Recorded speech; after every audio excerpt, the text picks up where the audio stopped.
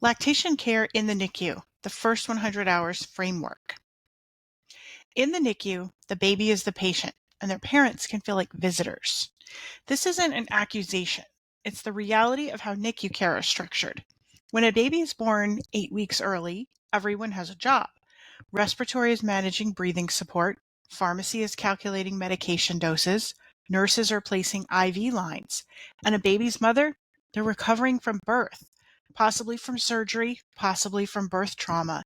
And in that chaos, their milk production becomes something that can easily get downgraded on the priority list. I want us to sit with that for a moment, not to feel blame or shame, but to see it clearly. A new mother's body doesn't know their baby is in the NICU, and their brain started listening for a signal the moment their placenta left their body.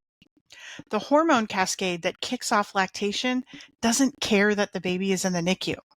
Progesterone levels have fallen and prolactin levels are rising. The breast is waiting for a signal that more milk is needed. In a term healthy dyad, the baby provides that signal to their mother's brain by going to the breast frequently. In the NICU, there can be silence. No baby at the breast, no pump, no hand expression. The clock is ticking whether we acknowledge it or not.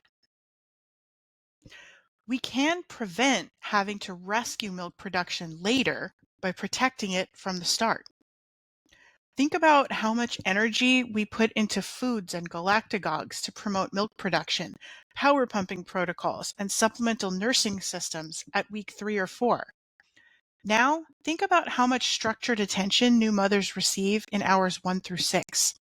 We have the skills to intervene later, but the return on investment is so much higher if we optimize milk production from the beginning. That's the shift I'm asking us to make. 2 truths.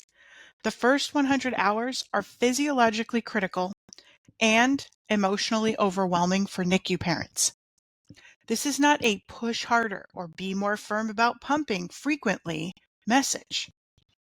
Parents are in crisis.